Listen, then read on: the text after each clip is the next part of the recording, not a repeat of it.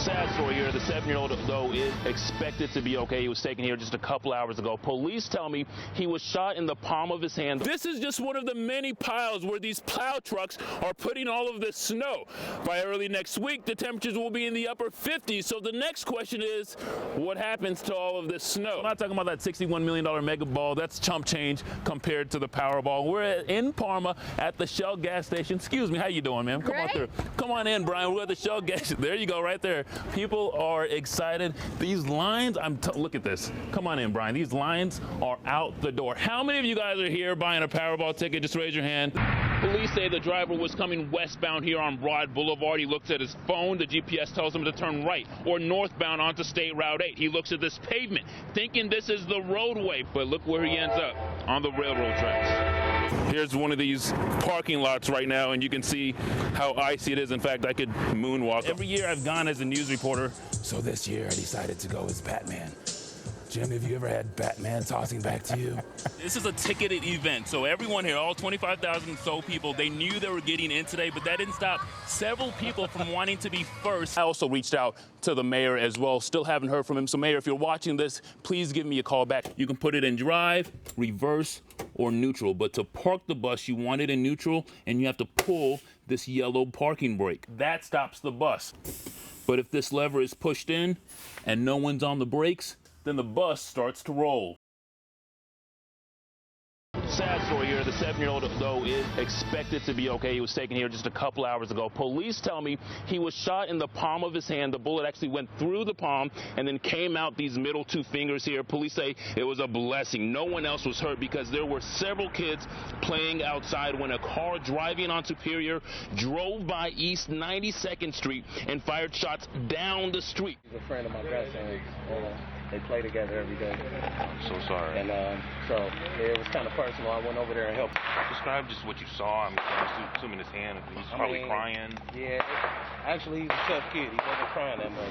Police and neighbors tell me that's an issue when you don't know whether people are shooting on your street or if these are fireworks going on. And police say that's especially an issue on a street where they have to come to often for shootings. For now, that's the very latest here on Cleveland's East Side. Wale Aliyu, Channel 3 News.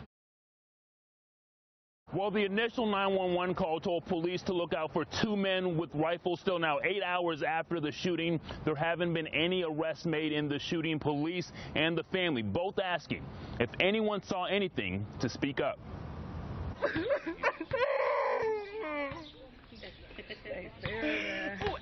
did it, the family of 22-year-old Archie Davis in shock after hearing the father, brother, and son was shot and killed inside this car. Man, my brother went back to school coming straight out of jail. He was doing it. He was getting his life together. And this ain't fair. This ain't fair at all. He leaves behind his girlfriend and 6-year-old daughter.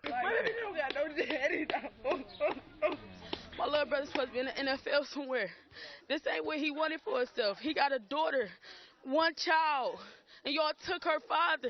Police towed away the car with Davis still inside in order to preserve as much of the circumstances surrounding the shooting as possible. Now police and the family just want his killer off the street. So whoever knows, just please speak up. Like, he got family that's out here, and it's not fair. He was a good person. He looked out for everybody. He just wanted everybody to look out for him the same way. He ain't want to live his street life. He was cool. He's a happy person, man. He's always smiling. He always laughing. He always joking. Everything funny. You know what I mean? So for somebody to do this, man, I don't understand, why would somebody do this? While we were on scene, police did not allow the family to look inside the car. They tell me it could have been too gruesome. For now, that's the very latest here in Cleveland. Wale Aliyu, Channel 3 News. A local apartment complex plagued by mold, and for some families, this has been going on for a long time. In fact, one woman tells us her son has made numerous trips to the hospital. Channel 3's Wale Aliyu is in the studio tonight with that story. Wale, good evening to you. Good evening, Russ and Chris. I spoke with the property managers at the Park Village Community Apartments. They admit they've had residents complain about mold issues, but say they take it very seriously and have been hiring professionals to test and remove the mold. Still, one family feels they're not working hard enough. We breathe in everyday mode. Angel Bello Fanning is an unemployed single mom with 6 kids. After being homeless, moving out of this low-income housing and urban development property is not an option. She says her biggest problem, though, is getting her property management to fix the reoccurring mold in the apartment. I was friends with the girl who previously lived here. She was telling me about her little son had been to the emergency room several times from mold. Why would you move me in here knowing that y'all have this issue? After living here 4 years, her 15-year-old has spent the last year in and out of the hospital every other week. It make my chest hurt real bad, and then I get tightness in my chest, and then I can't breathe. Can't get on 100% on my chest. Like, I was like, how can I breathe like everybody else? I looked under here to get some sugar and I seen this. And I instantly took pictures. And I'm like, now I understand why he's not getting better, because they never took care of the whole issue. Fanning says she's not just worried about her and her kids, but every single unit here at Park Village. Every time it rains, all of these buildings flood. They use their machines, suck up water, but you still have this mildew smell. When I was getting sick last year around this time, I didn't even say nothing to my mom, but then I didn't know it was that serious. So serious, this dish she used to test the mold filled up quick. And that's supposed to be a 24-hour. Supposed to wait and you would see the fur and fuzzy. That was 3 hours. And she fears it's only going to get worse since her 6-month-old also now has an upper respiratory problem. Famicos Foundation, who runs the property, declined our on-camera interview, citing pending litigation from some of the residents. What are you talking about, an ice desk? It's paradise out here, Russ. We have palm trees and fireplaces. No, I mean, the sub-zero temperatures, kept a lot of businesses closed today and a lot of people indoors. But some people decided they're still going to brave the elements. Not everyone is staying inside because it's cold. No, I mean, we live in Cleveland. We might as well enjoy it. I came to see the Fire and Ice exhibit. Flames at the Ice Fest at North Coast Harbor. And the heat is also on throughout downtown Cleveland for the 8th annual Downtown Cleveland Restaurant Week. This is a $60 meal that we offer for $30, so make sure you come Tomo. Doesn't matter how cold it is, when you get this break on the price, it's gonna be warm. It was -5, I believe, but I made sure I dressed warm. You just have to layer, so I made sure I layered a lot. If you want to stay indoors, you can check out the 78th Street Studios for the art gallery. The folks here at the convention center don't care what the weather is out here, as long as it's warm inside.